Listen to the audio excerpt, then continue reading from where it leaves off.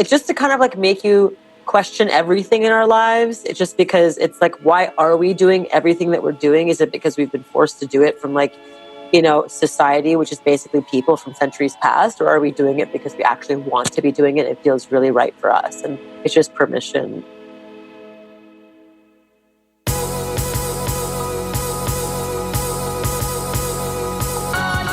You're listening to the Almost 30 podcast, a lifestyle podcast hosted by Krista Williams and Lindsay Simsick.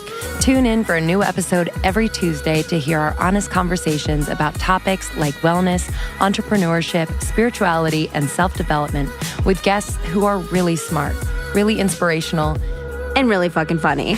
It's real, it's raw, and it's unfiltered. Inspired by our transition from our 20s to our 30s, we realized it's so much more than that. Our mission is to provide you with the tools, guidance, and motivation to help you navigate any transitions in your life and propel your personal growth. Thanks so much for tuning into the Almost 30 podcast. Here we go.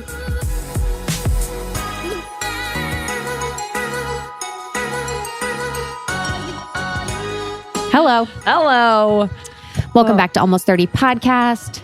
Hello, it's Lindsay Simsick and Krista Williams. 2019, baby. Here we go. Get ready. Getting ready for Christmas. Here we go. How are we going to say it? Here we go. Honestly, it feels like we're about to get ready for Christmas. This year's flying. How is it end February? Well, when I was thinking like when March. you own a business like this and you kind of have to plan shit at month by month or whatever, I'm sure a lot of you do this. And then you're like, oh, like you're talking about November and December. And I literally had this vision. I was like, oh, that's going to be here tomorrow. Which is fine. I know. But it's just weird. It's very weird. I've actually had the revelation this year that it's like now I realize that I'm not getting any younger. You know, like I think before I was always in my 20s.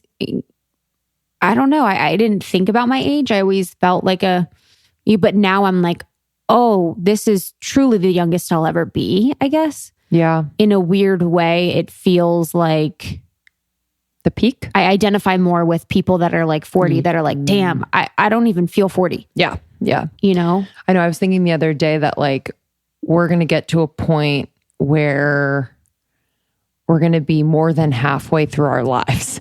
I know. And we have to come to the realization that that is the truth. I know. Like if you're in your 60s, you're more than halfway through your life. I know. Right now, like if all goes well, we're less than halfway. It's just like a weird thing. But then I was like, oh, then I'm going to have other friends my age and we can talk about it and it's going to be fine. It's so scary because my dad even says that too. My dad's like, I don't feel like I'm 65. Yeah. You know, no one really feels... Not aged. no one does. Maybe, you know, I feel appropriately aged at this point in my life. Same. But I guess as you get older, it's kind of like, I don't know. I think it'll feel weird, like if we're lucky enough to become parents. And then you're like, wait, I know. what?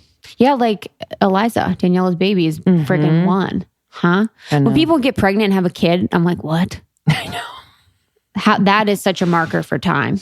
Oh, when Gigi Goldman at Kopari was like, honestly, it was yesterday when they were babies. Oh, so sweet. So sweet, dude. She's so sweet, honestly. How are you? Good? Oh, I'm great. Yeah? Yeah. Been tricking Justin into taking vitamins. Oh, that's fun. He calls it Shutter Island. Oh, cool. He's like, so you hand him like the little paper cup of pills? I hand him like 10 pills and he's like, I have no idea what these are. This is literally mind control. Shutter Island. I like it. It is. I've been giving him some Hum Nutrition Arctic Repair for skin, for hair, skin, and nails, Biotin for hair. We want to keep those locks. Honestly, I want to keep those locks as long as possible. Silver Fern brand probiotic. Almost 30 is a discount code. Silver Fern brand whole food multivitamin, which is really good. One. And then Shanti Wellness. They have a good balance. It's like kind of these adaptogens. What else have I been giving him? I throw in different stuff every once in a while. So good. From my arsenal. Does he feel better? Yes. Wow. He looks better, feels better. Like, I don't know. Whether it's placebo or not. I feel like he does. Like, I've been looking at him lately. I'm like, looking real good. And it's the vitamins. Yeah. Like, I don't think it's the vitamins, but I'm like, it's the vitamins. But if people believe that food can change your body, vitamins can change your body. 100%. 100%. Yeah. I mean, as you know, I have my bucket of vitamins. You have so I'm worried. many. Honestly, I wonder if sometimes vitamins counteract each other. Oh, they certainly can. I just don't do my research to know which ones do that. But I'll take so many at a time, and then I'll like go out and like this morning I had a few pills stuck in my esophagus that didn't quite wash down all the way, and you don't realize it until they explode in your esophagus. And it's like dusty in your burp. It's dusty in the burp, or you just feel this severe burn and you're like, okay. I actually saw one of the vitamins in the toilet and I was like, are you flushing my vitamins? Like true Shutter Island. Like, are you flushing? He's like, no, that was an old one that was on the ground. I'm like, okay. Now you got to take him in front of me. Oh God. Yo, we had the craziest experience the other day. We saw our friend Colette of Clarité Wellness. And this was your second time. This was my first time. It changed my world. To know like the correlation between not only just like tension in your face, but as everyone knows, I've been dealing with like breakouts and what I thought were hormonal. And I know it does have to do with hormones in some sense because there's stress and that is a hormone. With her, she used etiotherapy, which is basically like therapy during the facial, and was able to, and she's also intuitive, was able to pinpoint moments in my life where specifically for me, I haven't like just spoken up or expressed myself. And a lot of that gets trapped in this area where I'm experiencing breakouts. And I was like, wow, it's so true. And I was just like crying. It's very emotional. Yeah. But the one thing that was really interesting, she said that the stomach is your mother organ. And so like there's a correlation between what's happening on my face and my stomach and the fact that like I need to mother myself more, which I agree with. Just being like more nourishing in everything I do rather than, I don't consider myself restrictive, but I sometimes like it feels like, oh, I'm going to intermittent fast because that's what I do. But sometimes I'm like hungry and I should eat.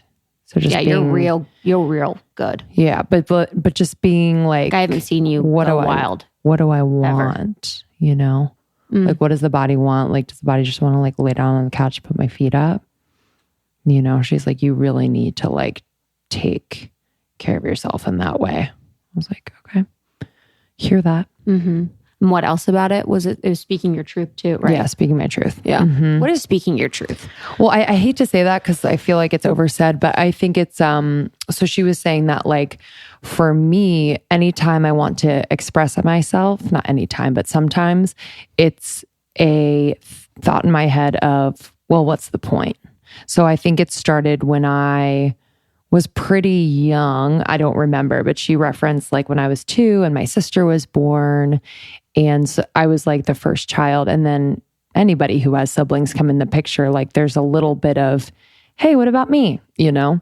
And I didn't really feel heard, which, you know, it's just is what it is. There's another kid. But then what I remember is like in my teens, at 16, she referenced, and I was like, 16, that's when I got my license and could lie more, basically, is like the best. Go and do shit and like not tell my parents what I was doing. And that is like, well, what's the point? Why tell them when like they're just going to say no, or they're going to, you know, ask me a million questions or not approve of what I'm doing. So I'm just not going to tell them. What's the point? So that was really interesting to kind of figure out where I say that in my head, when I say that in my head, and even like, you know, now in my life where it's like, sometimes I just don't, I more put it on me where I'm like, well, I'm still learning. So like, let me just take it in and let me kind of like internalize it rather than like talk out what I'm feeling. Yeah. But I want to be better about that. Yeah. I agree. Think it'll feel better. Mm-hmm. I could see that. You know, it's interesting too, like thinking about that. Yeah. Cause I mean, as a youngest, you know, 4 years, my sister's 4 years older than me. Not everyone's listening, but it's kind of like I didn't have to compete for anyone to listen to me, you know? So like if you do have siblings or, you know, whatever, I think my mom had that too. You know, she was born and then her brother was born a year after her and he was severely disabled. So my uncle was severely disabled. He was in like a crib most of his life. So that made, you know, that definitely changed her to be more like what is the point, but it just changed a lot of her life in that way. So Absolutely. Yeah, I can kind of see that. Yeah. But is it like, you know, to me, is it like when people talk, are you like, well, what's the point? Is it like, because it's hard for me because I'm like, it's not either or, you know, it's not this person or you talking. It's like everyone talking, you know, like, and I think that's what's important about it is that it's like, just because one person says something, does something, expresses something, creates something, doesn't mean that yours is going to be the same. Right. You know, which is so important and such a great lesson for everyone, you know, listening. And I have to remind myself that like, if I were to say something about, I can't even think of an example, but like, it also serves the other person because most likely a conversation would be helpful no matter what. Like I always think I'm like, well, would this put stress on a situation or would this complicate things or would this make me look silly? You know, like you know, it's always kind of that, but that's also just like making it about me in a way, right? Like, and instead just like engaging in conversation, knowing that like, if it's coming from what I'm experiencing truthfully, then it's going to be productive, you know? Yeah. If they're able to receive it and like engage in that type of conversation. Yeah. Because I mean, I've picked up on you doing that. Yeah. You know, when you're like, well, what's the point? And you kind of back off, disengage. And I know that there is something, you know, so it's like, but it feels like condescending to be like, hey, well, what do you know, like I try to be like, what do you think? But it feels like, and we're moving so fast. So sometimes it's like, okay. Totally. For the best of everyone. I think that's part like I don't know if it's a habit, but just like kind of dimming, like just being like, you know, like whatever, which is not good. But I'm glad that like we both agreed to just hold each other accountable for that, you know, and like also taking the onus off of you to be that kind of like strong figure within the business. Like you're always going to do that, but like making sure that that is not a burden or a stress and really being able to kind of like break up, you know, that feeling of, man, I don't want to be like the bad guy or the bossy one or the whatever. Like it's important.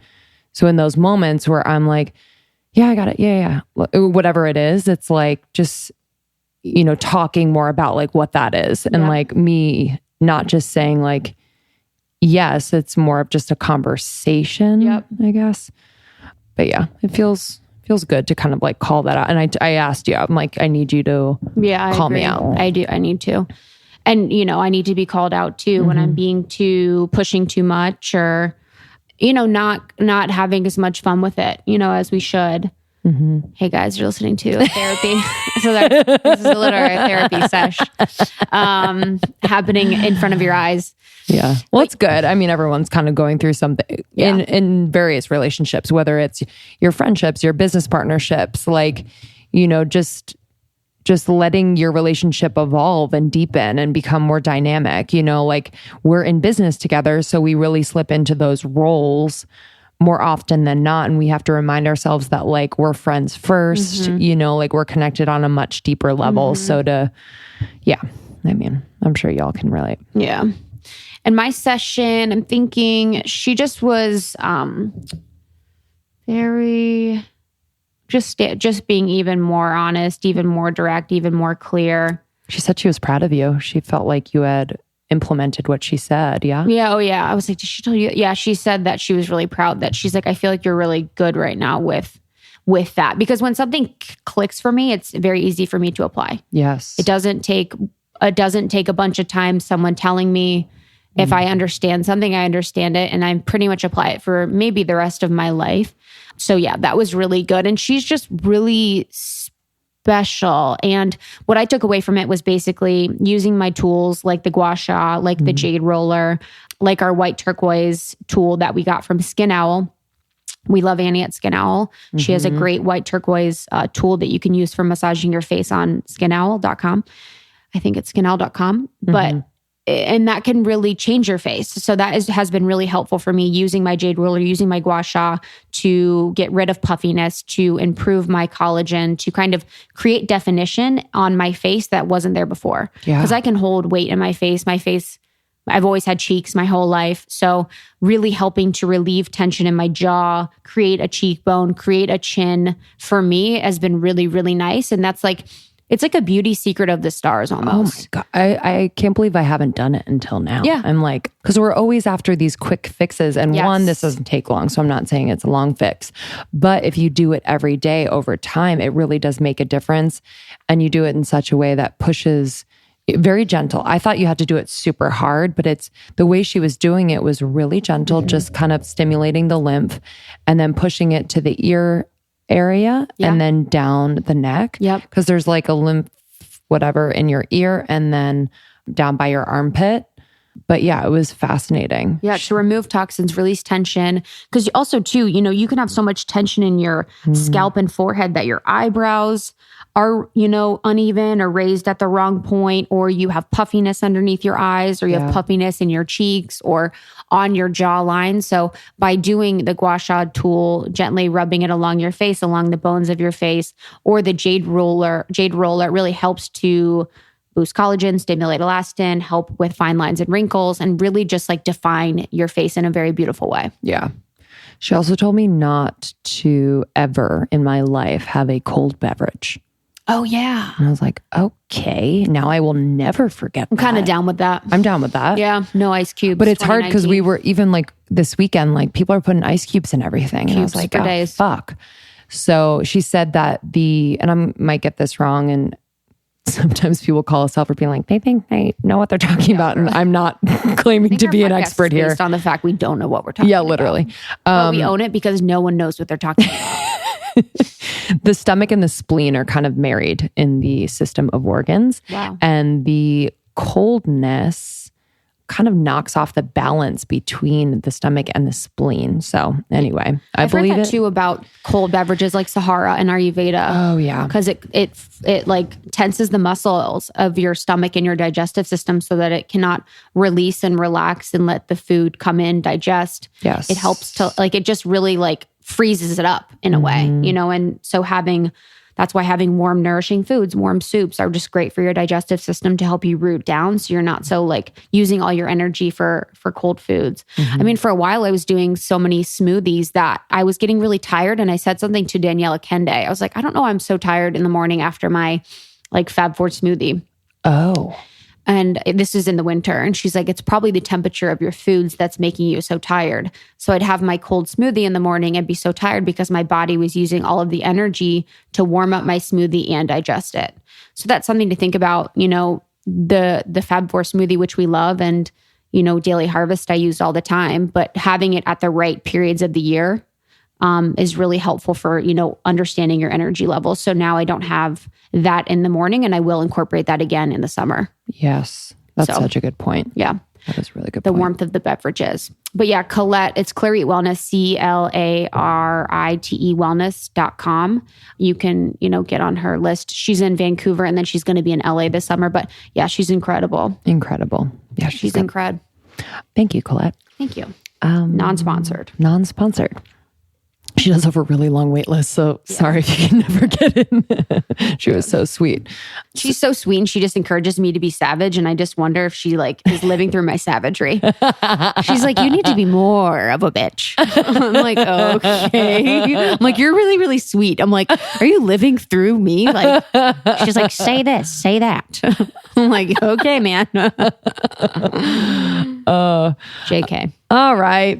Today on the podcast, Miki Agrawal. So excited. I'm so pumped. Yeah. So we got her book, Disrupt Her, in the mail. And this was actually a book. I read it cover to cover. I felt like it was awesome. And we get a lot of, self-help books. We get a lot of how-to guides. We get, a good amount of literature from amazing women. I love a lot of it. Some of it I'm not as interested in, but I felt like this was very different. It was very pleasing to look at. I love that it was hardcover. And I really did find insightful information and takeaways from all the chapters. Yeah. Miki is just a badass. Yep. She's so intelligent. She has really, no pun intended, disrupted like a lot of what is happening in the entrepreneurial space, giving voices to things or giving products and starting conversations around taboo subjects like pooping and periods. And I just love how unapologetic she is. And she has this like, it's thoughtful and degaff at the same time. Yeah, man. She's just kind of like, don't give a fuck. Like, I'm going to do this, and she takes risks and she surrounds herself with people who, are incredibly inspiring themselves, but also are just down to like be on this journey of like disrupting the status quo. Yeah, amazing creators. And, we started out the conversation talking about TUSHY, which is her brand that's a bidet brand. So you can attach a bidet to make any toilet in your house or, work or wherever a bidet. And so a bidet, sprays water, cleans your butt. So it basically removes the need for use of toilet paper, which is something I've never thought about. And, I just enjoy those things so much. Like I enjoy any opportunity to kind of rethink a paradigm that I'm currently living in. So for my whole life, using toilet paper, it's kind of what you do, but never thinking about the fact that is trees, that is, using... Takes so much water to create it. Mm-hmm. Resources, and that there could be a better way that's more hygienic and more green and more thoughtful for the environment. So yeah. I felt like thinking about TUSHY, and I'm going to get a TUSHY for our apartment, is just such a beautiful way to disrupt a thinking that we've had for so long. And it's also like for our own health. I mean, tissue paper over time can create like anal fissures and all this stuff, like, and to have like little particles of the paper stuck in there, like you just don't know. And even I think because I have like, these nice wipes or whatever. And I thought that was good. But then the oils can do something. She explains it in the interview. But I was like, okay. Mm-hmm. I know. Disrupt me. And I know, literally, I'm ready. And we talked about porn. Yeah. And so we talked about securing a new age guy. So a snag, guy or girl. Basically having a conscious relationship with the, other sex or the same sex, whatever, your partner preference is, but securing someone that is conscious, that is down to evolve, that is, really going to go the distance with you in your evolutionary journey. And I think for a lot of the women listening to the podcast, you guys are all seekers. You guys are all down for transformation. So to find a man that is as open and honest and aware as you can be challenging. And I really loved her story in her journey with her partner and her husband, because he wasn't always, as snaggy as he is now. And they've really just gone on a beautiful journey together where he is now just in awe of her, obsessed with her. He's always been, but just someone that's very... down for learning, down for growth. And I was encouraged by the process of helping to work with your partner to get them on the path and journey to really discover themselves. Mm-hmm. So I learned from them, it's like so much of being in a relationship is about like letting go of the ego, especially for the guy, where it's like, okay, like for her to maybe call him out on some things and be like, this is important to me. And like, I know that like, you can do this and like this is a part of who you are, and for the man to take it as an opportunity rather than just a criticism or something that she would say just to bring him down. So I think it's beautiful what they've done and how they share so openly. Yeah.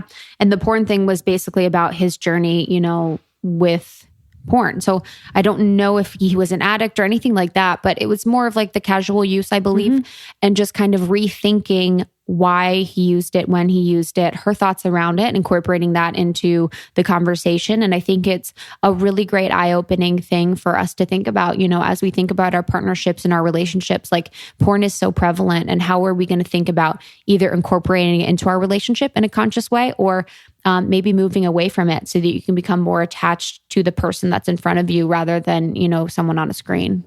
Yeah. And as a last bit, what I really loved about her in her book, there's a lot of, it's kind of like interesting how it goes, like the chapters, it's not like an evolution through the chapters, but each of them was like equally as like powerful.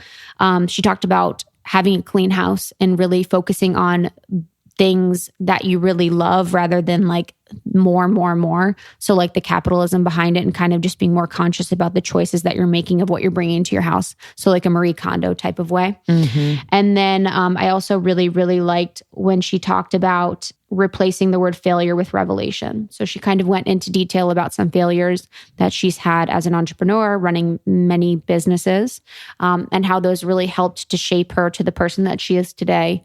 And, we all have failures, big or small, but really looking at those as a redirection on our path and something we can learn from. Yeah.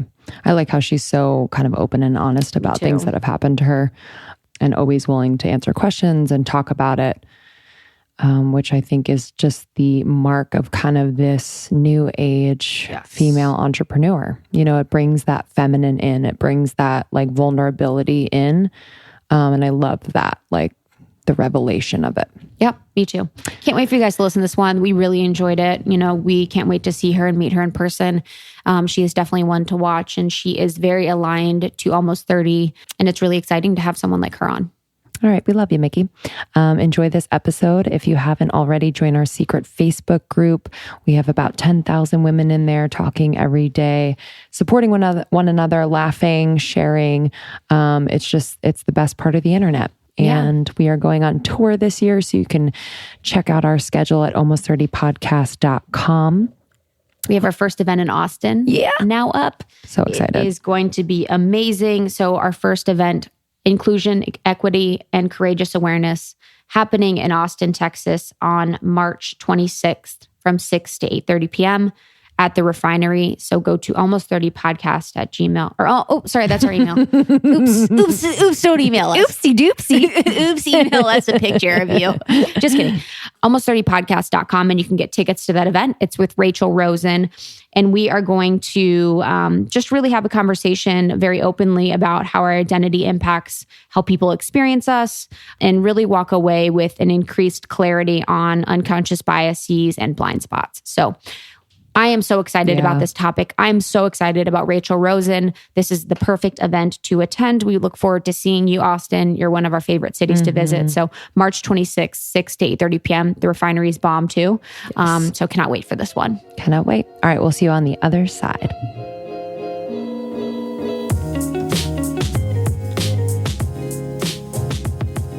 We're so excited to see your face. Oh my God. And chat. Those glasses are too fresh. Too fresh, girl. Too fresh. I'm a little Edna mode, but Is that a robe or a robe outfit? It's like, no. It's two robes in one.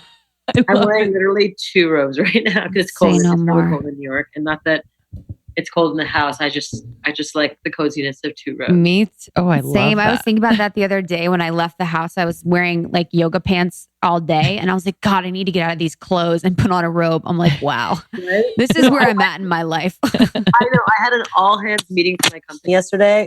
Wore this robe. Dude, yes. Respect. I'm like, this is my new, I just feel like it's cool, it feels, I could, it just is. It is. I'm kind of like Harvey Weinstein in it. I just like, I'm wearing my robe 24/7, no matter if people like it or not. But there's nothing better than a good robe. Is that your wallpaper? No, this is it's a big painting. Damn, that is beautiful. Yeah. That is so beautiful. That's like calming just to look at. Yeah, I know, honestly. It was a gift for my wedding. I got, so on the other side of this gigantic painting is like a bunch of notes from all of my best friends, family members, with all like these little love notes. And I'm half Indian, so we had like an Indian ceremony as well. So it was like rice and flowers being thrown from the Indian wedding. And so she had like put the rice and the flowers behind here. So it's like, it's infused. Just full of love. Yeah. Yeah. Honestly, infused. God, I'm obsessed with that. I want to be, that's I want to be cultured and cool enough to buy my, like them art. Like, yo, this is what's up. No, my friend painted it. She's an artist. Yeah. Beautiful. Yeah. Say no more. I'm like, here's a oven. Yeah. Where are you guys based? We're in LA. We're in LA. Yeah. Amazing. So you guys have like a glow. I'm like yellowing a little bit. Honey, we have a ring light behind you. Yeah. Okay. We needed to bring some light in here. So good. Are you out in LA a lot?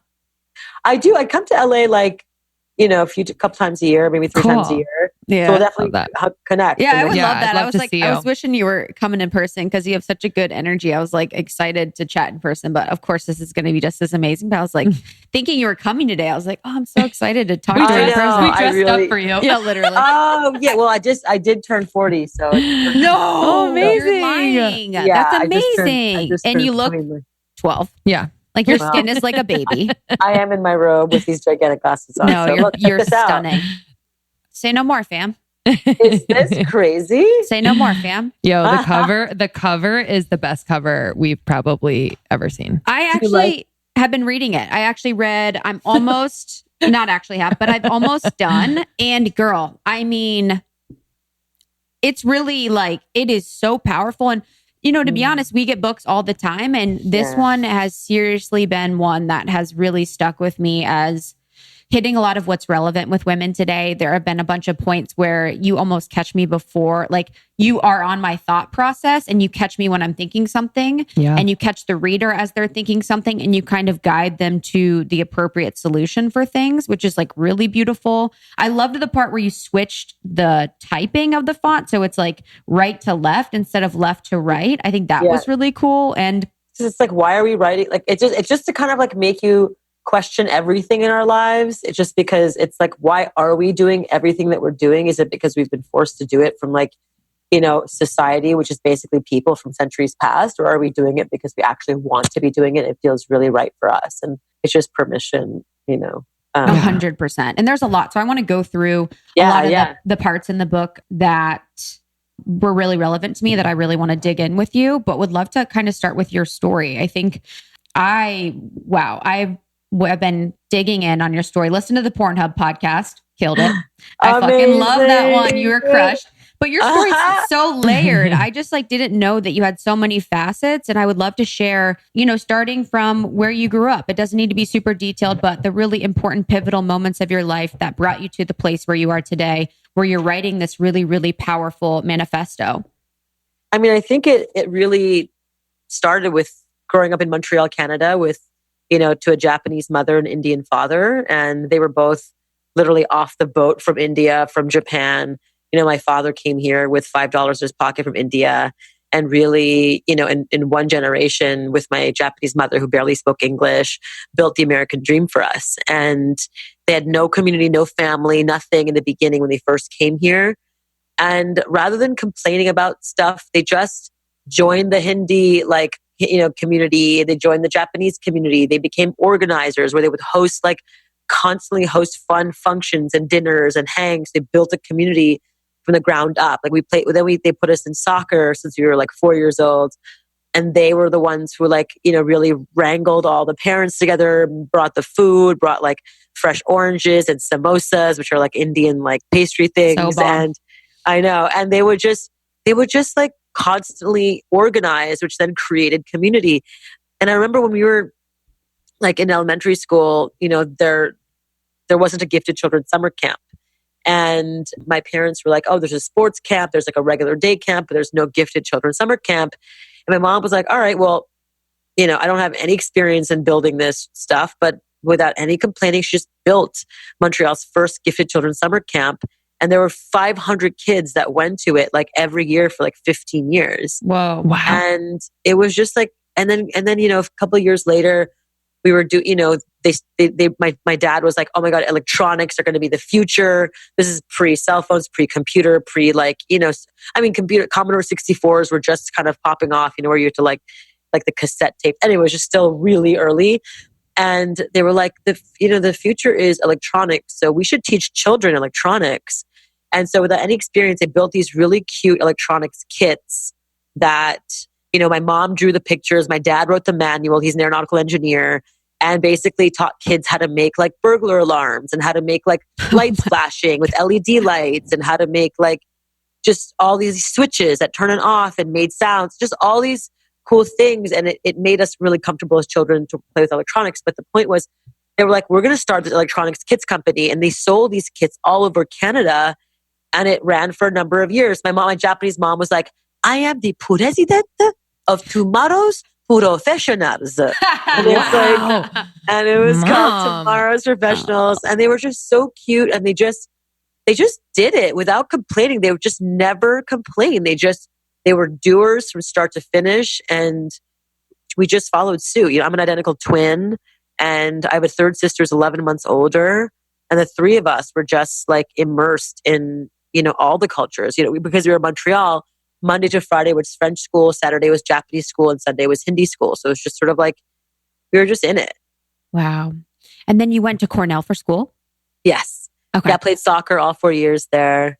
And then after that, you got into iBanking? Yes. Were you just like looking like, because I know that's probably a normal path for someone from Cornell to go into iBanking. It was the only option back then. Yeah. Like, what were you were you just like, okay, this is what I'm doing? Like, did you have as much of a disruptor mentality when you were in college going into your job, or what was that like?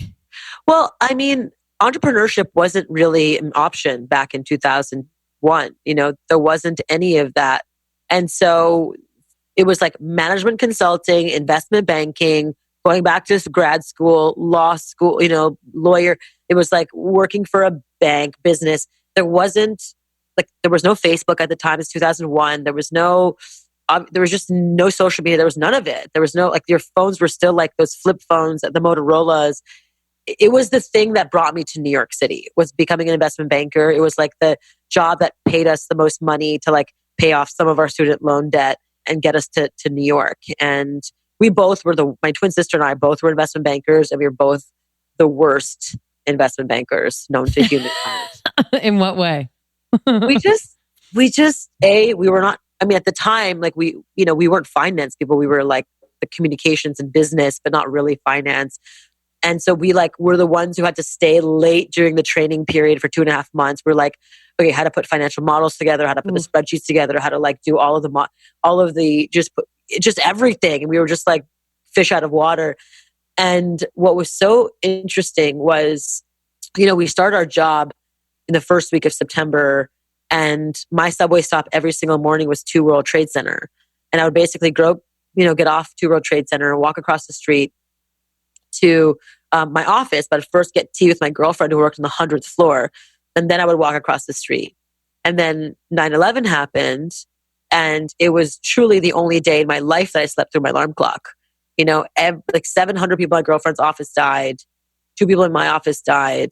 And it was the only day in my life that I slept through my alarm clock. And it was just one of those crazy wake up call days where I was like, what the fuck am I doing with my life? Like, I'm not going to do this for one more second because I could die in the next hour, and I'm just going to fulfill my dreams. And so I just sort of wrote down 3 things I want to do with my life. The first was to play soccer professionally, because why not? The second was to make movies. And then the third was to start a business. And then very quickly over the course of the next couple of years, played soccer. I tried out for the New York Magic soccer team, made the team, made the starting lineup, was so excited to quit my job, but then had tore my first ACL within the first 8 minutes of my professional career. So I had to, stay to get the health insurance and the whole thing. And then went back out the following year, made the team again, made the starting lineup again, and then tore my other ACL in a semifinal game. And it was just terrible. So I was like, all right, it's not my calling. And then dusted off my film resume, started picking up trash on the streets on driving directors around, getting producers coffee. My Asian parents were having freaking heart attacks. They were like, why did I send you to Cornell University if you're going to be doing this stuff? I don't understand. And it was just it was hard, you know, to really like swallow your pride and just kind of do what you had to do to like really like learn about storytelling, to really learn about the film industry, and very quickly work my way up to producing commercials and music videos. And then that's when I had my idea for my very first business, which was born out of a stomach ache. You know, when I was working on sets of commercials and music videos, I would eat on these craft service tables, and just like there was like pigs in the blanket, there was like M&Ms and all this like garbage food that I was like still paying off my student loan debt. And I was like, free food. And I would just eat it constantly. That would be like my meals. And I would just come home with terrible stomach aches all the time. And I just finally was like, oh, what the fuck's going on? And I went to research it, and I was like, oh my God, like the world of food opened up to me. And it was like the massive processed food industry, the hormones, the antibiotics, the pesticides, the preservatives, all the stuff that was making people really intolerant in the food. And that was what was hurting me. And I was like, I started thinking about the foods that I had to give up. And my favorite comfort food at the time that I had to give up was pizza. And when you kind of think about pizza is like a $32 billion industry. And Americans eat 100 acres of pizza every single day. No. Oh, yeah. Wow. That is a fact I've never heard before, a stat. It's crazy. Wow. Right? God bless America. Right. And yet pizza was, at the time, was only made with bleached flour, processed cheese, sugar-filled sauces, processed toppings. And it was causing more and more people to have intolerances to it, have stomach aches, bloating, like feeling of like, oh, I need to take a shit. You know what I mean? Yeah. And go to bed. Yeah. And so that was when the first ding, ding, ding idea hit. Like, what if I was able to create New York City's first gluten-free, farm-to-table, local, organic pizza concept? And then I just kind of went for it. And it was one of the hardest things to do, to go and, raise the money for the restaurants. Never had any experience working the restaurant. Never had, I didn't raise any money. So eventually I had to I basically had my friend, who's a white man with a British accent, present my idea for me so that we can raise money. And it worked. It was so crazy. Yeah. And so, if you can't beat the system, at least, you join them, you work it, you play with it and see what happens. And so, very quickly, I spent the next 7 years like working my restaurants, just trying to make it work, learning everything about business, working like a dog 7 days a week, 9 a.m. to 2 a.m. It was the hardest time of my life. I was such a fish out of water. I didn't know what I was doing again, but I learned a lot, and I think in order to really learn, you have to put yourself in these positions of torture. And so what I learned from that experience was that as soon as, after 7 years of busting my ass, I brought in a co-founder, a partner, to run the businesses, with me. He's a restaurateur through and through, had 20 years experience running restaurants. And literally within the first week of him taking over the restaurants, our numbers doubled. Whoa. Yeah. And within the first month, our numbers tripled. And I was like, where do I put the gun to my head? Do I put it in my hand? Could you imagine? Amazing, like, better late than never. But like 7 years of just busting my ass. And it was such a lesson where, wow, like I just need to focus on what I do best and let other people focus on what they do best too. And that was such a lesson from that moment. And so when my partner Waleed took over Wild, it's called Wild. Definitely check out eatdrinkwild.com. It's a really sweet place. It's been running now for 15 years. It's crazy. Amazing. It then freed up my time to start my next venture, which was THINX. And that was also born out of necessity. And it was just, it was at my family barbecue with, we were defending our 3-legged race championship title with my twin sister. And in the middle of the race, my twin sister started her period. And we had to like sprint through the finish line, still tied to each other, so she can change out her bathing suit bottoms to go as fast as we could. And as she took off her bathing suit bottoms and was washing the blood out, that's when the idea hit. It was like, oh my God, wouldn't it be amazing to create a pair of underwear that never leak, that never stain, that supported women every day of the month during really important times like these. And then, a few years later, we kind of tabled the idea. We were still kind of wrapping up the restaurants. And then finally, after I found Waleed, I was able to pick it back up again. We brought in a third co-founder. then started really building the product. And it took us 4 years to create the product and to really create a product that we really loved. And then 2015 is when we just took off, and the company, hit over $100 million in valuation, very, very quickly. And then that's when so much crazy shit, went down for me. It was like one of the most intense, interesting experiences when you go through a really huge growth spurt. You hire a lot of people. And then, after you hire a lot of people, you have to look at your culture and then make a tough decision. And I had to let a few people go. And then I had this crazy ass allegation against me after it was just like a wild, painful, ugly, unfair, uncomfortable thing that what I learned from that experience was that media is really fickle. Media will lift you up and then take you down the next moment. I learned that, right. I've learned that you have to be really, really discerning with who you pick on your team. You have to hire for culture and not hire for just putting butts in seats fast. You have to really hire for culture and really think that through before you bring people on. I learned that, I was still new. We were a bunch of girls where we were just all fighting the good fight, trying to change culture and talk about vaginas and breasts and buttholes and all the things without any stigma, because we all poop. We all all women have our periods. It's so normal. And I learned that, sometimes things get taken wildly out of context after. And so you just have to be really, really careful. And then, I stepped down as CEO in 2017 and then really started focusing on my next venture, which is TUSHY, which is looking at really shifting the way Americans use the toilet. The way we wipe ourselves has not changed since the late 1800s. Dry paper to wipe our butts is actually crazy when you really, really stopped and thought about it for a second. If you jumped in the shower and not turned your water on, would you just use dry paper and call yourself clean? It's so weird when I read about TUSHY, in Disruptor, I was like, what? It was honestly a disruption for me where I'm like, whoa, I've never thought about that. Why bidets make sense and why it's contributing to, deforestation. There's, so much that you talk about. And I want to really dig into that, the reasoning behind it. But that is crazy. I keep getting inspired by all of these women-owned and operated companies. Come on. We have another one for you. Further Food, 100% women-owned and operated. This is a whole food supplement company that we just adore. We are getting ready to go out on tour, so it's really important that Krista and I keep our routines while we are away. So we are sure to bring our collagen with us, and Further Food has the best quality.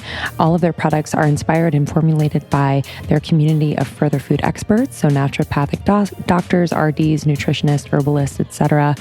And you experience real results with these products. I swear to God, collagen has completely changed my skin, hair, and nails. Hands down. It's also really good for your connective tissue and your joints. So this is really important, especially if you're almost 30 in your 30s. We are losing elasticity in our skin as we get older. It's natural, but collagen definitely helps to reverse this. So if you'd like to try Further Food, they have incredible collagen. I also love their daily turmeric tonic with superfoods and adaptogens. That's the one I just love on the road. I get up, I get some hot water if we're in a hotel or an Airbnb or something, and I just mix it with the tonic. It's so delicious and creamy. I highly recommend. So check out furtherfood.com and use the code almost30 for 30% off your first purchase. So that's furtherfood.com. Almost 30 is the code for 30% off. These days, there is nothing really better than creating a home. And I'm just in an apartment, but the little touches that make this place home honestly make me so happy on a daily basis. And one of the big ways in which I've done that is to get furniture that is simple and modern, yet warm, and creates an aesthetic that inspires me, and that just makes me feel super grounded. I love Article. Article has incredibly well-made furniture, Scandinavian simplicity, beautifully designed, and it's an online furniture company, and they take out the middleman so they can keep their prices super low and quality high. So there's no showrooms or salespeople or anything like that. And what's great is that if you need help setting up or anything like that, they offer in-room delivery and assembly assistance, which I did, and they were so kind. We were cracking up as we were putting together this beautiful bookshelf. I also have a stunning marble coffee table, and my chairs that we use for the podcast are from Article. They're incredibly comfortable, sleek, and super easy to put together. I put those together. Hey. So for our listeners, Article is offering $50 off their first purchase of $100 or more. So you can visit article.com/almost30. That's all it takes. Go to article.com/almost30 and the discount will be automatically applied at checkout. So that's article.com/almost30 to get $50 off your first purchase of $100 or more.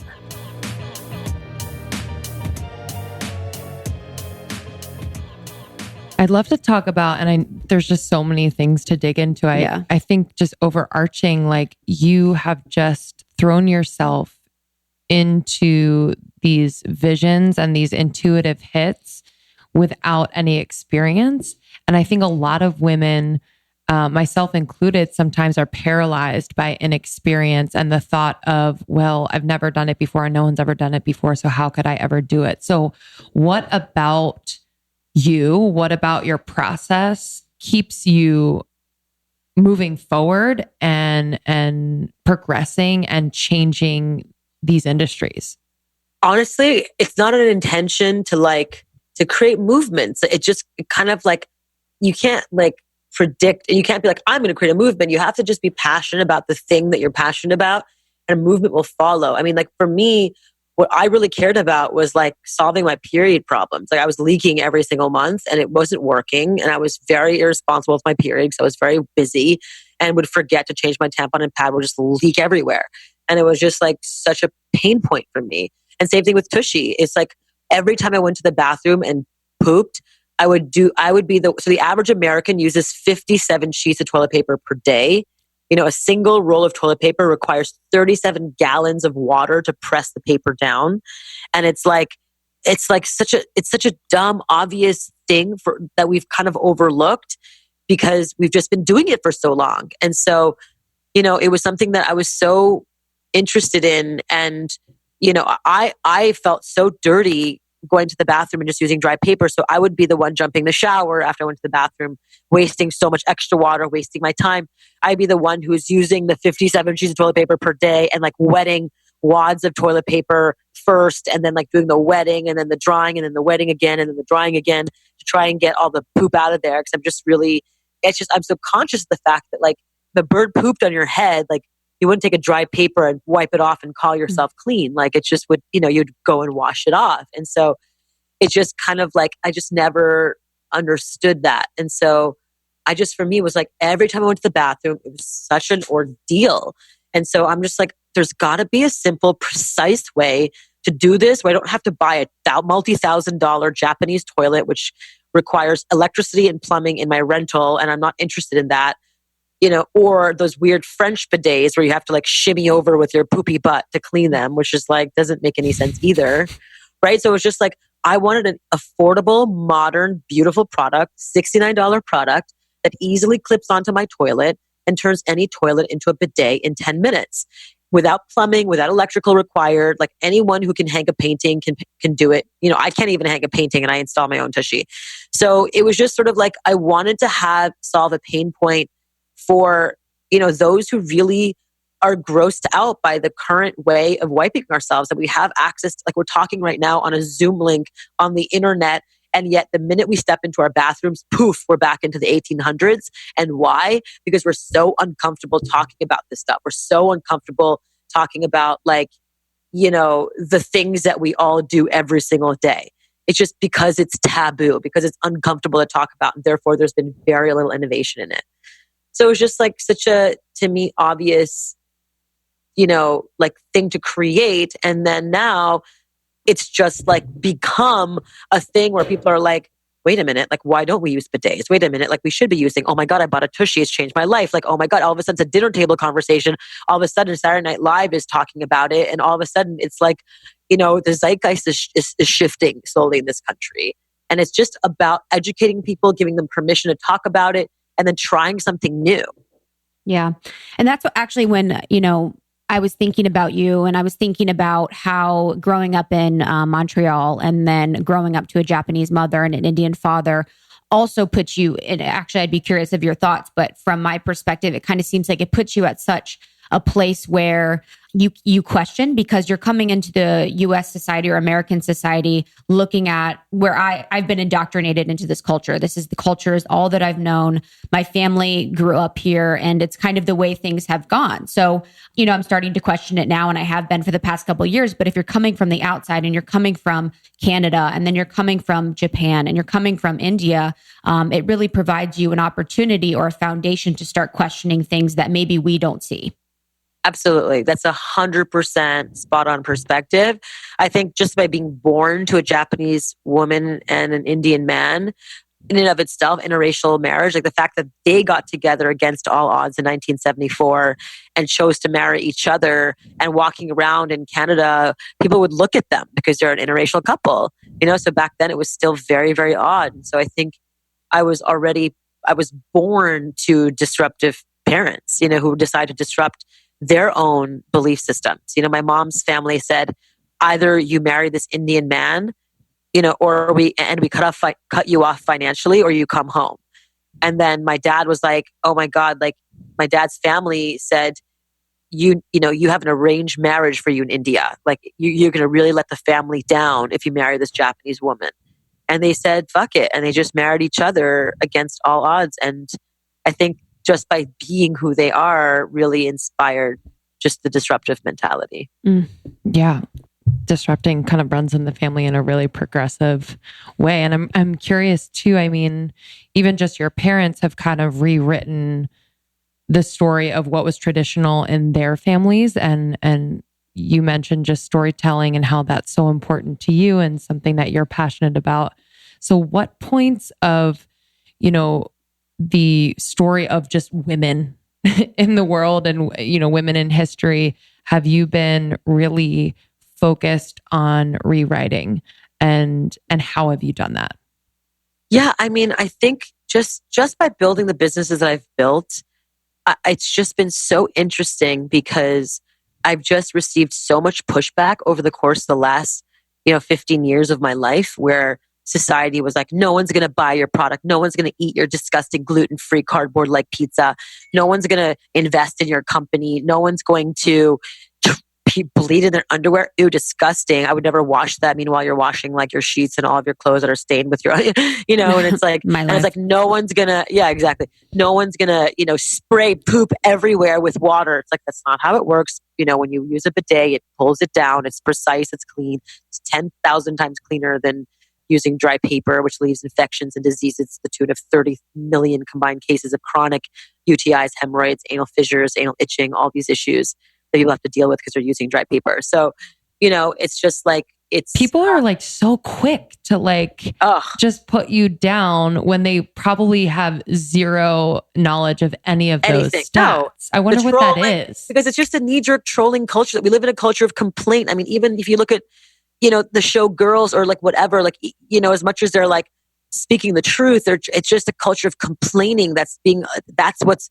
they're allowing for. It's like whining about this, complaining about that, complaining about this. And it's just like, on one hand, it's inspiring that you can be so transparent, but on the other hand, it's like giving permission to this sort of culture of like just constantly talking shit, And I'm just like, so just in my experience of receiving so much pushback, no one's going to invest, blah, blah, blah. And I'm like, it turns out people do want to try it. It turns out society was wrong. People want to try these products. I mean, like I said, the companies are valued now to collectively at well over 150 million, 200 million plus now. And it's like, obviously people are interested in shifting culture, right? And so if society's wrong about all these things that I receive so much hate and pushback on, then clearly society's wrong about a lot of other things in the world. And so I spent, the last 2 years really focusing on 13 major areas in a woman's life where we've been told how to think, act, and be. This is the way it is, or else you're going to be shamed and you're going to be, called names and you'll be put down or taken down, whatever. This is the way it is in 13 areas of your life.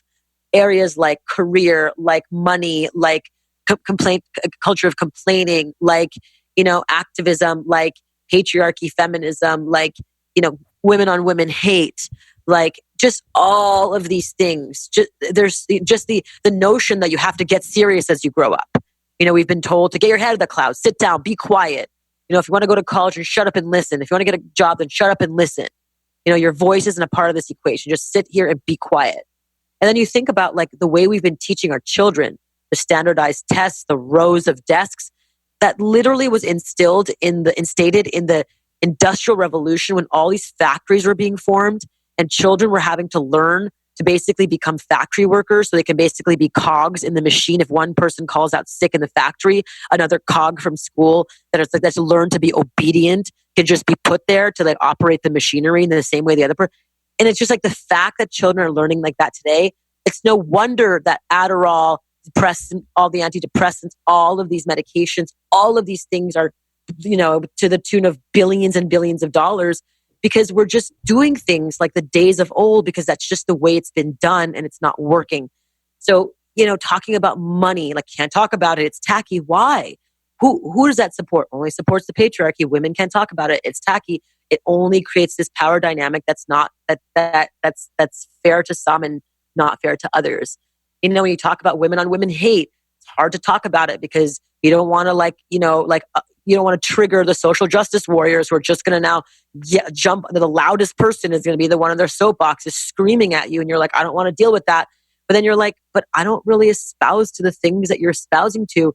And guess what? Like when you're hating on someone else, like likely it's because you're hating on something about yourself. And like, we just can't focus on ourselves for a second. It's all about blame, blame, blame. And so like the whole book is really focusing on like, what can I do? What are the actionable steps I can take for myself that can really disrupt my own life in the most positive, daring, powerful way possible and not blame others. Just do it for myself and give myself permission in every area of my life, because when I do, holy shit, magic can happen. You can build the biggest, dreamiest, coolest business. You can find the career you love. You find the deepest love of your life. You really like find that snag. In my book, I talk about the snag, secure new age guy, to really find your secure guy who lives towards you. It's just like, it's right there if you just break out of this societal preconditioning, which is the hardest thing to do. Yeah, it is. And our community definitely is down with it and has been exploring it as well. And, my life has completely changed since kind of taking that information on. And that's what I love about your book is it is a radical responsibility for yourself and taking ownership and taking back control of your own life and figuring out like who you are in everything, not letting life just happen to you, not letting, career happen to you or all these things happen to you and then playing victim to the situation or circumstance. And I wanted to talk about, the snag, the secure new age guy, and kind of explore that with our community, letting them know what that is and how to find and foster that relationship. Yes, perfect. I will read the part about the snag. I can read. Oh yeah, great. It's on page 242. A snag is a secure new age guy who has tapped into both his masculine and feminine sides. He is strong yet sensitive, loves exploring, and enjoys mindfulness and culture. He is openly able to share his feelings, shed tears, and not feel emasculated. Wow. Thank you. When his partner tells him what they like in bed. A snag is someone who really loves learning and growing as a human and never thinks he's done growing. He is not only willing to do the work on himself, but he is excited to unlock more within himself. He is secure enough to find authentic joy in his partner's accomplishments instead of being jealous or competing with them. Fresh. So did you meet your husband or your now husband and then like, did you work backwards? You were like, oh, Andrew is this, or did you know what a snag was before?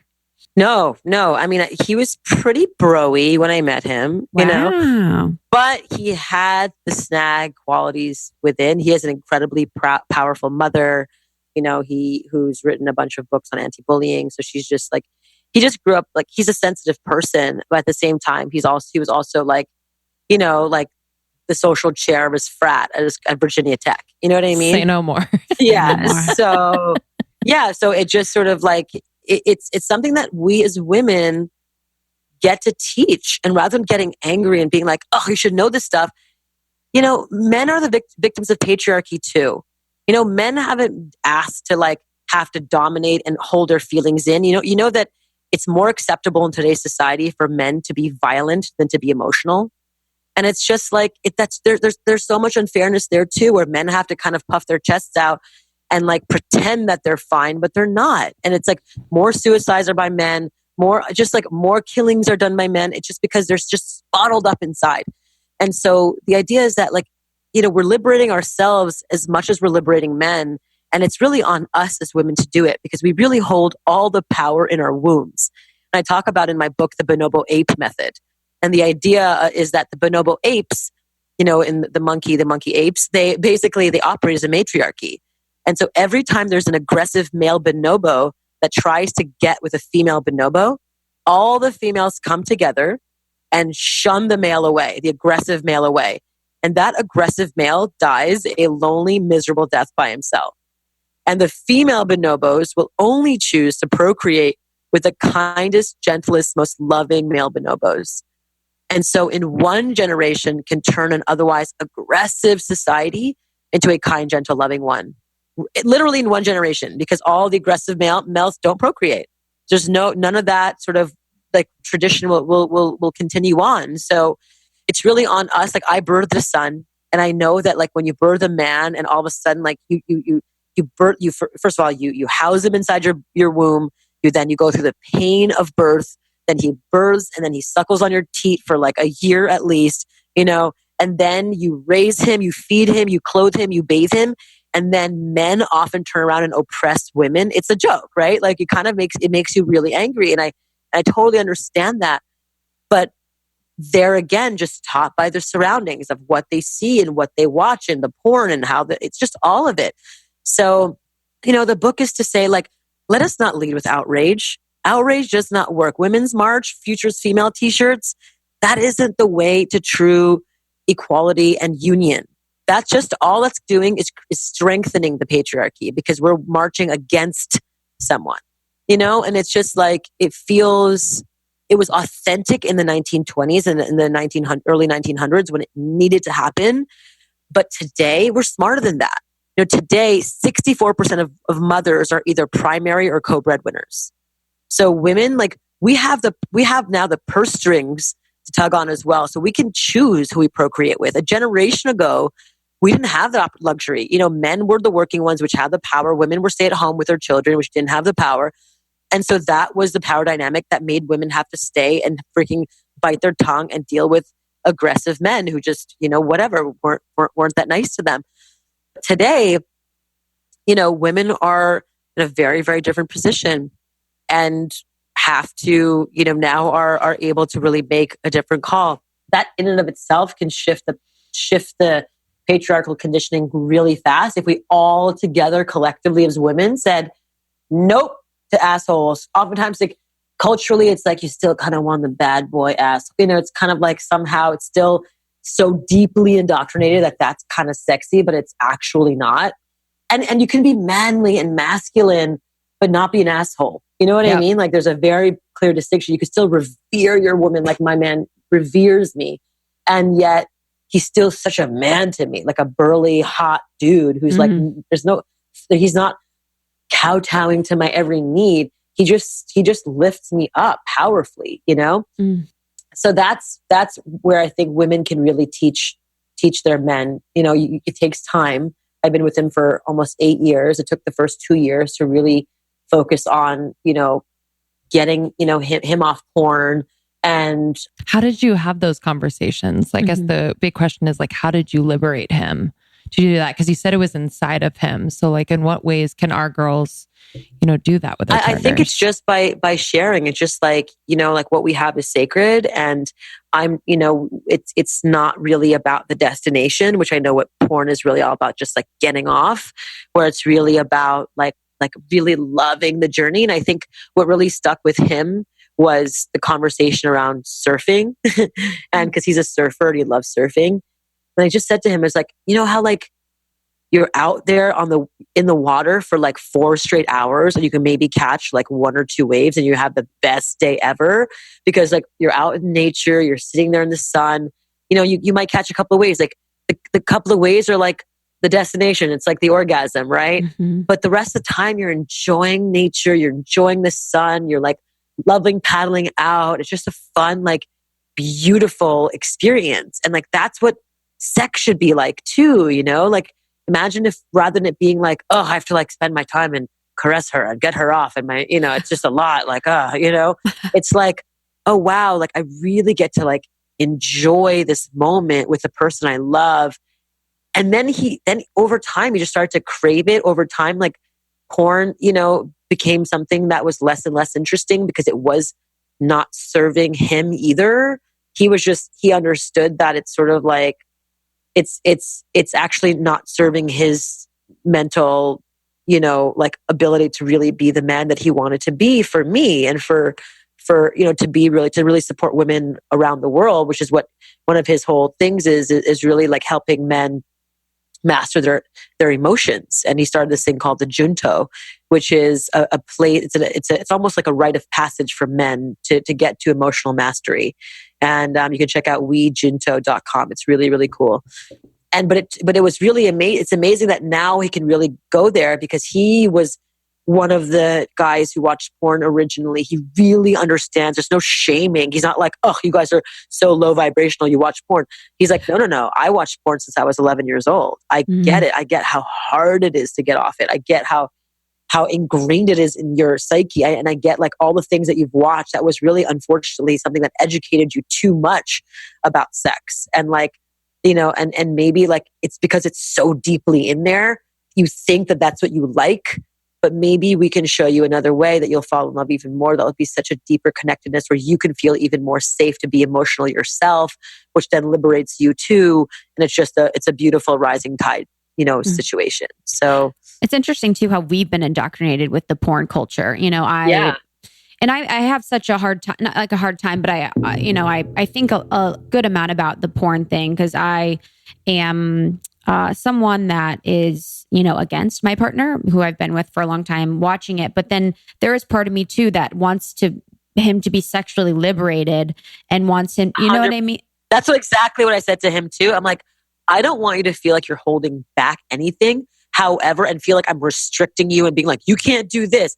At the same time, I'm just like, I just want you to like think about, you know, like how that, you know, that really lands for me, you know, because your eyes are really taking in a woman getting like railed from behind. I know. And like I just want you to think about that porn star's dad. Yeah.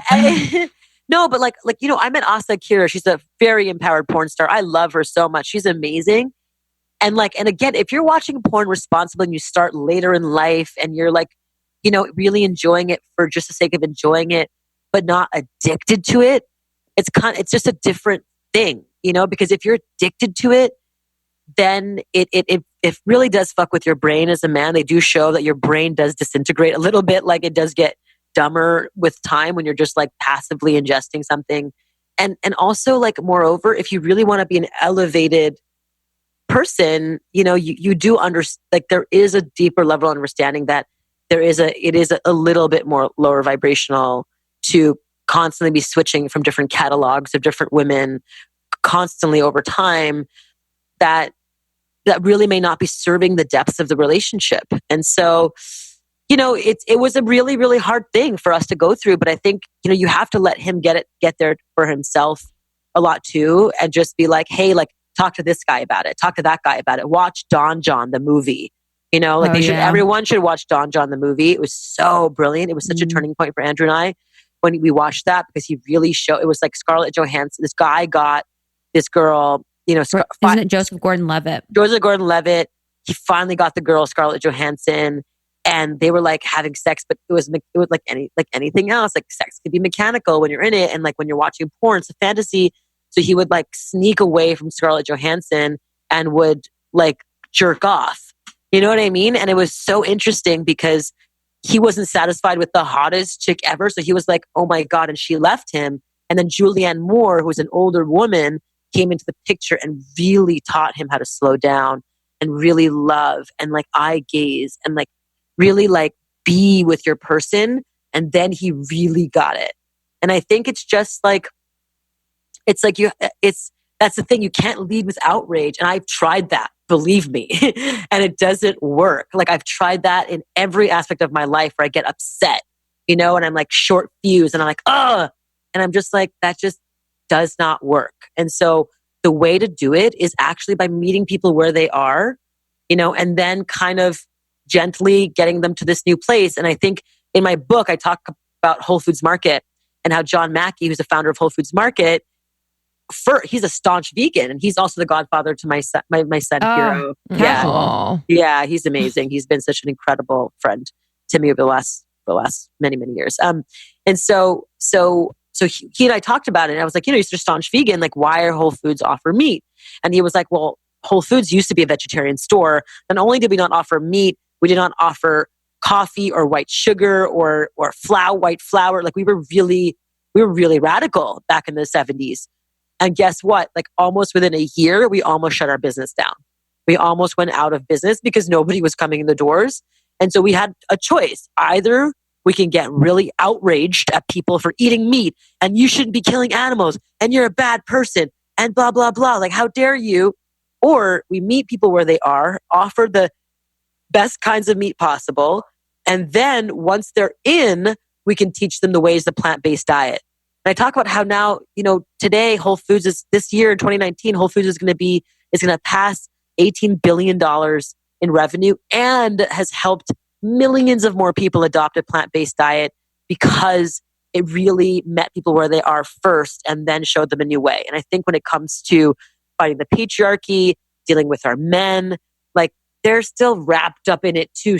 It's so deep. And even for us, it's so deep that to really bring it out, like we have to kind of like, first of all, pick the ones who are really willing to do the work, because there are men out there who are just assholes that are just like, they just have to die off. And like, what Dude, I mean? Actually, I say that shit all the time. And I'm you like, you just can't. That's bad, but it's true. And then there are people like my husband who has it in him and who had it in him forever, just was on the outside, was a bit broy and a bit whatever, but really wants to do the work, is so keen to do it. Like when we started together, he would watch the videos on how to like touch my clit properly. Like he would really like go there, and he did it.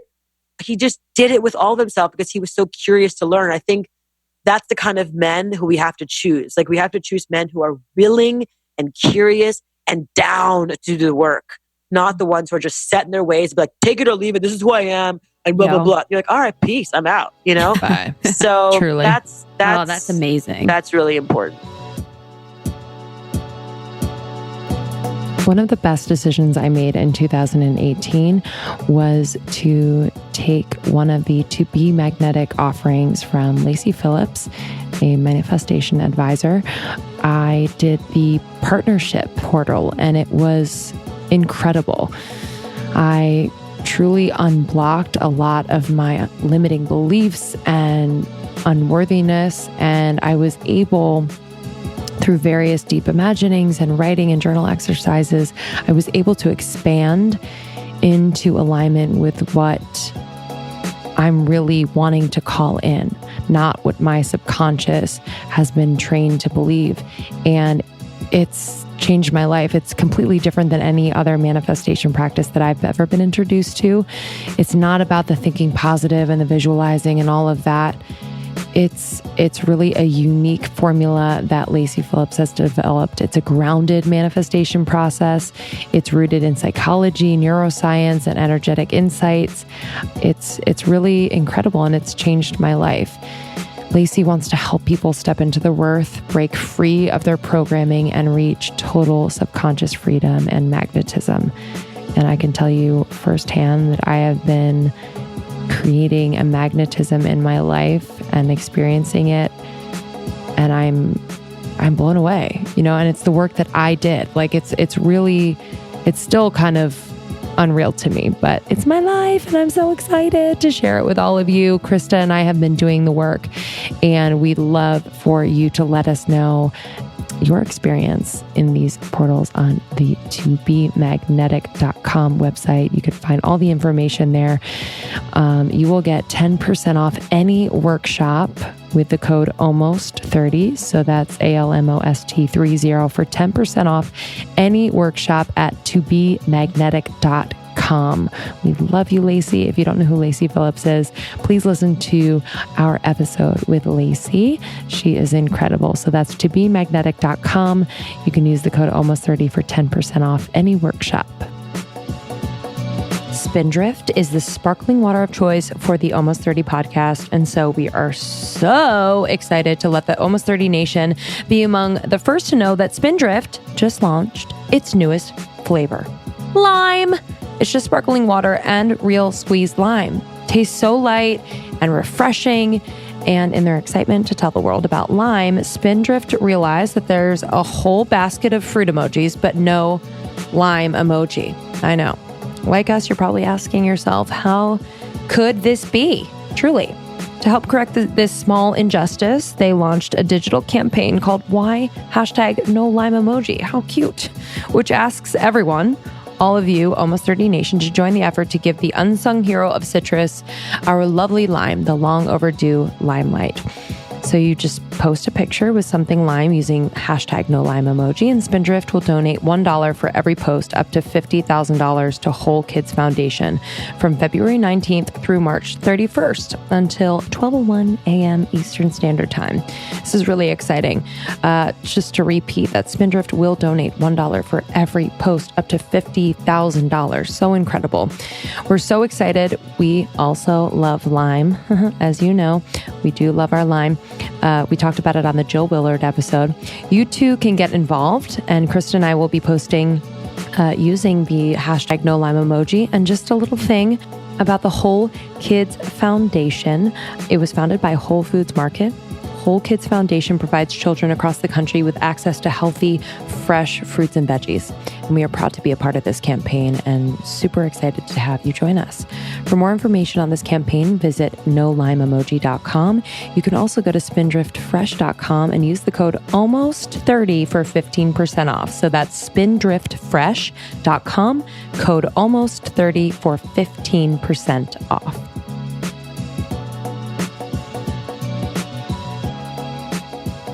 So much about patience too. I mean, across the board for you in your life, with your relationships, with your businesses, like, you know, being with your restaurants for that amount of time and then taking 4 years to really develop, you know, the THINX product. And it's just, a lot of people want satisfaction and happiness and results now. Really, I know. And it's like, my relationship, 8 years, we're 8 years in. Exactly. And people are like, oh, I couldn't take, after the first month, it wasn't, and I'm like, it takes time. Like, if you love the person and everything else in your life is great, oh, the sex is bad, I can't do it. It's just like, but if everything else is great and you love him, and like, sometimes it's great, sometimes, like, okay, like we can work with that. Like we can from play the beginning. From the beginning, did you have a knowing? Like, did that intuition? I did, and also like we also from the very beginning of a relationship, and he really led this with he did it with his mom because his mom is so great. We basically started with this thing called fresh start. So every time we get into a fight, or if we get frustrated, or if he like, in the bedroom, like if we would get like, he would try and it wouldn't work, and I would get frustrated, and he'd be like not concentrating because of whatever, because that's what porn does oftentimes. You kind of aren't focused very much. And so like to really get to be here with me and to really focus on just being here in this container with me, in this cocoon with me, sometimes it wouldn't work, and we would just kind of, it wouldn't work, and we would just like move away from each other and just be like, fuck you, not really that, but just be like, fuck, just be so frustrated in the beginning. And then we would just kind of like take a breather, and then we'd come back and we'd just be like, I love you. And I'm just like, it's just like fresh start. Like, and then fresh start meant like we wouldn't bring back the shit that we just went through. We would just start fresh from that point and just move forward. Like if we want to unpack a little bit of what happened, or unpack what happened, we unpack it. And then once we're done with the pain, we say fresh start, and then we don't bring it up again. All the shit from the past, people who bring up the past, and then you did this, and then this time, and then this time, that's the fastest way to ruining a relationship. So for us, whenever we're ready for a fresh start, we have to really mean it. And that means that we've processed the hurt from what we just went through. And then we're ready to start over. We're like back to being cute and fun and loving with each other, because we have to get to that place. And so we really created that safe word for ourselves and really honor it, because that's important. We also put together a love contract. I talk about that in my book, where both of us are entrepreneurs, both very busy. And sometimes like men or even women are like, I don't like it when we have to schedule sex, or I don't like it. It's just like, you do. You do have to plan for things in your life. And it's okay when it's sometimes spontaneous, and that can be sexy for sure. But most of the time, like, you do have to plan for stuff. And so for us, like, we have a love contract booklet that our coach facilitated. And basically in the contract, we say we're going to have sex twice a week. Sorry. Sex twice a week. Like, damn. No. Sex twice a week and 4 compliments a day. Oh. Yeah, the 4 compliments a day. Like, I really like your butt in that outfit. Or wow, like, I really think you're so beautiful in this thing. Oh, the light really shines in your face really nice. Whatever. Like, but just like not taking each other for granted. And it's just such a natural thing for us to do now, is to compliment each other. Which just amazing. Like makes it feel so good every day, where I feel seen in some way. And then we have like sex twice a week. And like, I wish I could have sex 4 times a week. He's down to have sex once a week.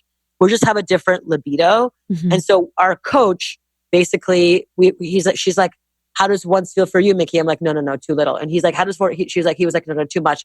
I was like, how about 3? And I was like, three's good. He's like, 3 might be a little too much. And then we ended up on 2.5, which is 2 times 1 week, 3 times one other. Most of the time we're twice a week, and I'm actually very happy with that. And so, it's just like we average twice a week, and it keeps us. But the 4 compliments a day, we have a fresh start. We have a no phones in the bedroom rule, which, by the way, you should not be having your phones next to your head anyway, because of the Wi-Fi and all the EMF radiation should be not next to your head constantly. Your phone should be on airplane mode and outside of your door, outside of your room at night, to give your body a break. This is not like hokey bullshit. This is real. Studies are really coming out about it. So we have a no phones in the bedroom rule, but that really is because we want to focus on each other. We don't have a TV in our bedroom.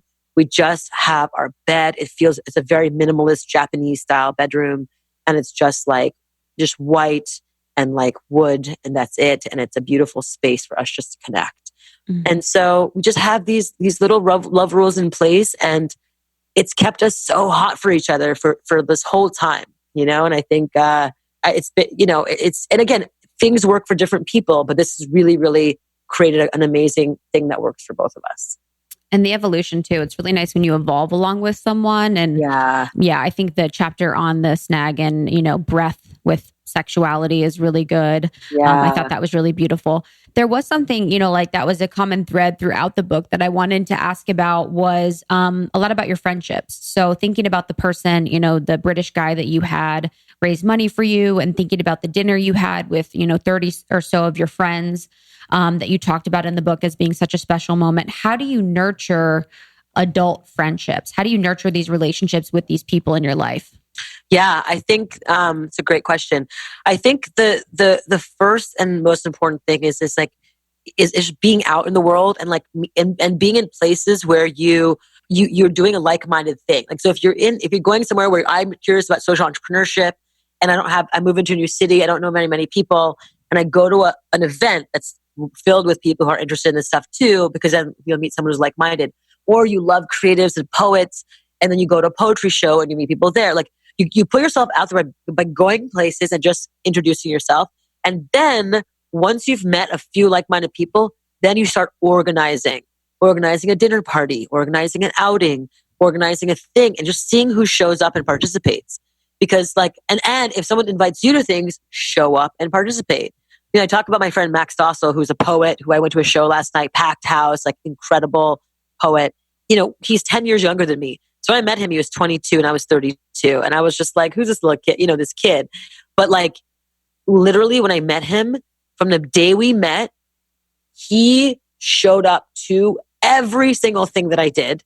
He was not only showing up and just being a wallflower and just looking around all uncomfortable. He added to the conversation. He added an argument. He added his thoughts. He really brilliant guy too. And creative and passionate, interesting, and just brought himself to everything that we did. And And then like, we got married this September, like literally like 5 months ago. And he was in our wedding party because he's become such an incredible friend over the last 8 years. And, you know, it's just that. It's participation, showing up. It's being there for each other. It's like, you look and you're like, there he is. And he's like contributing and taking out the trash at the end of the night and like, you know, or whatever. And you're just like, wow, this kid rocks. Fucking love him. And it's like the same thing with like all of my friends. Everyone shows up for each other when there's something going on. Like tonight I have my book launch event, which is happening like in T-minus, you know, like 1 hour, Wow. 2 hours. And, you know, I'm so excited because it's like, it's going to be a gathering of like 150 of my friends, you know, just coming to support me.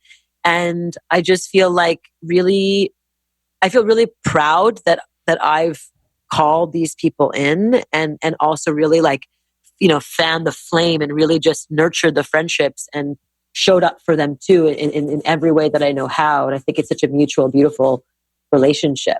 And so I think that's what you do. Like, you know, at the end of my book, I talk about how I sold some shares of my company and, you know, I had like, it was pouring rain. It was Halloween. Like no one should have come, but I knew they would. And 30 of my closest friends showed up because they just couldn't help wanting to celebrate for each other.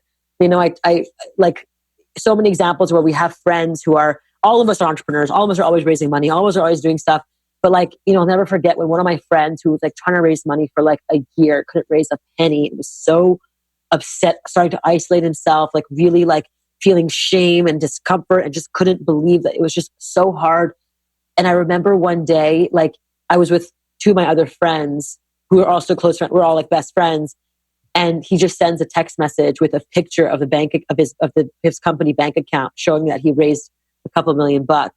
And literally like we all started sobbing and jumping up and down, like freaking, like fist pumping, like freaking out. It was so authentic, like freaking out for him. Even if one of my friends was also trying to raise money for his company, but just because one of our friends finally, it's just like, you just celebrate the shit out of each other. And like, there's no jealousy. There's no like trying to dim yourself or other people because you don't want to feel like you're like making others feel bad. You're like, fuck yeah, I did this. And people are like, yeah, because they're so secure with who they are that they're okay with it. And if people aren't secure with who they are, that will show up. They will talk shit. You will hear, oh, look at her trying to show up. Oh, look at her saying this shit. Oh my God, look at her again. You'll know.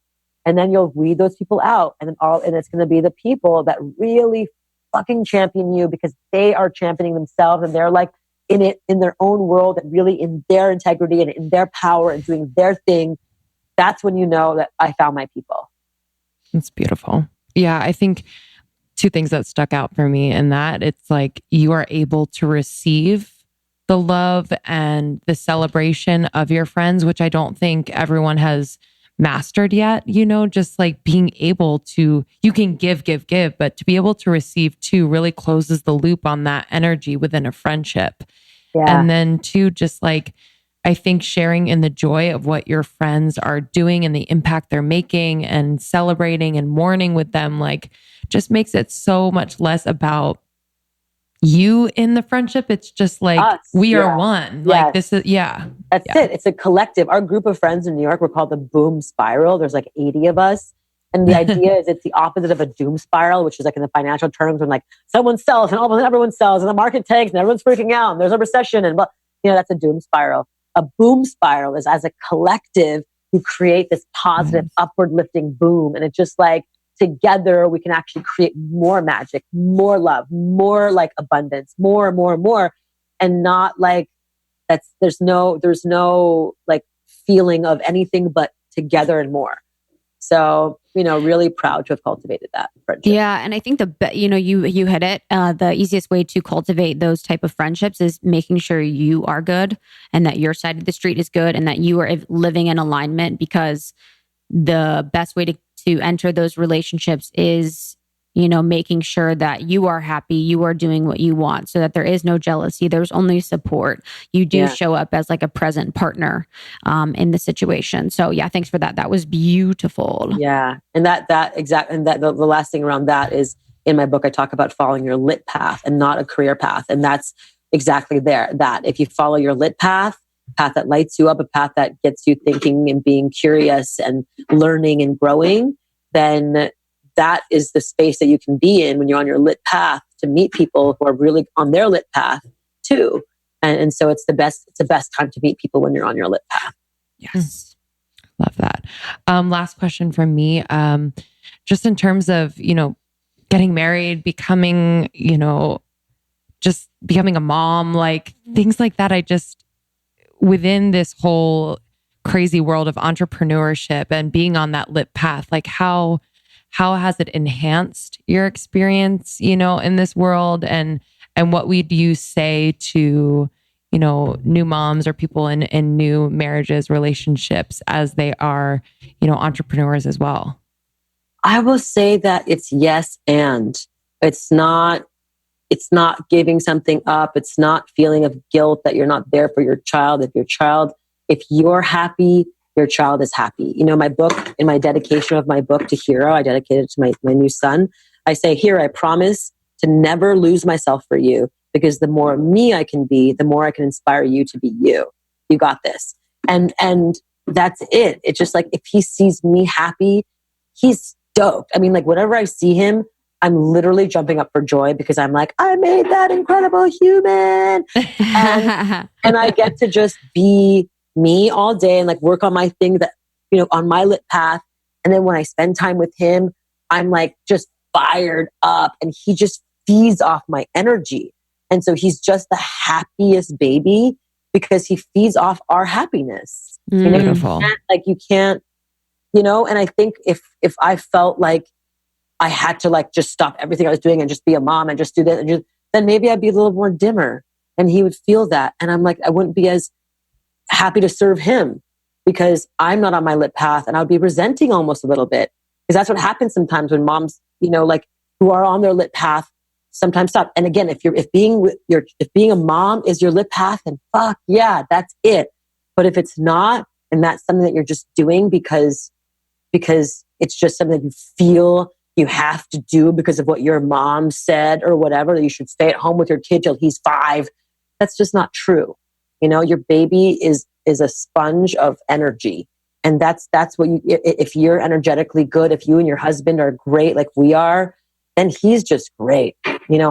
Happy parents, happy child, Yeah, let's change the paradigm. Mm-hmm. Yeah, I'm so glad that I've kind of come into that realization as I've gotten older too. I don't have kids, but thinking that we need to focus on the relationship as the foundation for the happiness of our child, and focusing on that relationship first. Whereas, ourselves first, then the relationship. Yeah. Yes. The one thing I want to talk about as my last question that I thought was so amazing that you put this in the book, and this was something that actually was missing from my life, especially in the past couple years. So as we've grown almost 30 and we've moved into this space, there has been so much growth and transformation, becoming a public figure, owning our own business, being a part of a community, having guests on like you that provide us with revelations every day.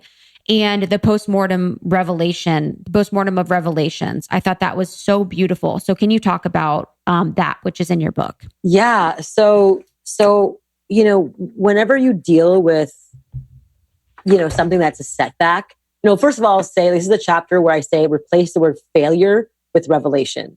No other animal outside of humans talk about failure. It's like we're the only animals that do that. And it's so interesting because it's not like, it's just a word that's been used. Even failing forward is like, feels like you failed, right? And it feels kind of shamey. So it's like, all it is are experiences. They're all experiences to learn and opportunities to grow. Like I talk about in this chapter about the scout who's like going in the forest by himself or herself, who oftentimes had alone, before a big pack of people, whether an army or a group of people have to cross an unknown territory to get the other side. And the scout has to go and scout out the territory, find the right path to the other side. And oftentimes a scout runs into a ravine, runs into a fallen tree, runs into, a bear chasing him, runs into all kinds of things. Does a scout turn around and walk back and say, I failed? No, he's like, okay, this path isn't it. Let me go a different path. Okay, this path isn't it. Let me go a different path until they find a path the other side. It's the same thing with disruptors. Disruptors are oftentimes going into unknown territory. Feels a little scary at first, but then it's like, whoa, this is an adventure. Like I get to go into unknown territory and just like find shit out and experience stuff. And if that doesn't work out, that's cool. I did it. I went for it. I went into the unknown. I'm going to die anyway. I might as well die having experienced shit, you know? And so I feel like we have all this weird thing around constantly being safe, but like we're all going to die. So let's live. You know, there's this incredible quote by a poet that I keep forgetting about who it is. And he basically says, I want to, something like along the lines of, like, I want to skid to death's door sideways, not in a well-preserved body. You know, I want to experience everything and, you know, and suck the marrow out of life, you know, and just like, and when when I go to my deathbed, I'm just completely mangled up, you know? And I think that's a really cool way to think, because again, we're all like, if there's one certainty is that we're all going to die. And so let us disrupt, let us push things forward. Let's try new things. Let's not worry about failure or the shame around failure, because that's just an illusion. Everything is made up. Literally, money is made up. All the constructs are made up. Our passports are made up. Our phones are made up. These computers are made up. The time is made up. You know, like the Gregorian time clock, it could have been done in many different ways, but that's made up. And so we just have to keep remembering that we can literally make anything we want for ourselves. And as long as it really feels with an integrity, if it's coming from a good, kind place, like that's all that matters. So the postmortem is really looking at what happened, really asking yourself what I learned, and then what I could have done differently. You know, I have a little like chart in the book and like that talks about it. And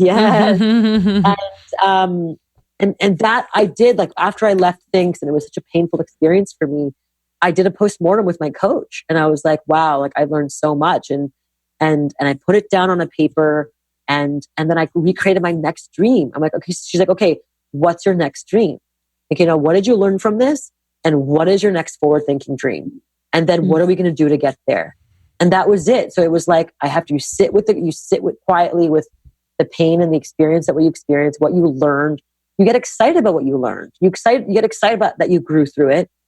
You know, I had to sit through a few months of really like sitting with the pain and sadness of it. And then, you know, coming out on the other side, like I was back to dreaming, back to creating, back to building. And I think the postmortem really helped kind of tie a bow tie around the past experience and allow me to move forward. Yeah. And exactly that. The last thing you said, exactly that. Because there's, again, so much that happens that I really need to solidify in my memory and in my patterning and in my subconscious and make sure that I actually learn it. I mean, I want to apply the revelations that I, you know, have and not just forget about them, not continue on. So I really, really like the idea of the postmortem. Yes.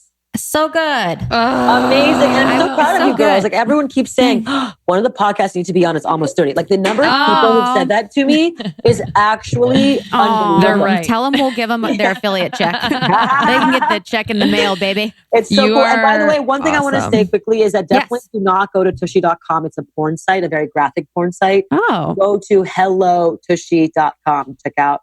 There we go. I'm going to buy my own damn tushy. Honestly, I'm like an easy sell for most shit. Like if I hear one thing about something that I'm like, oh, that makes sense. I'm like in.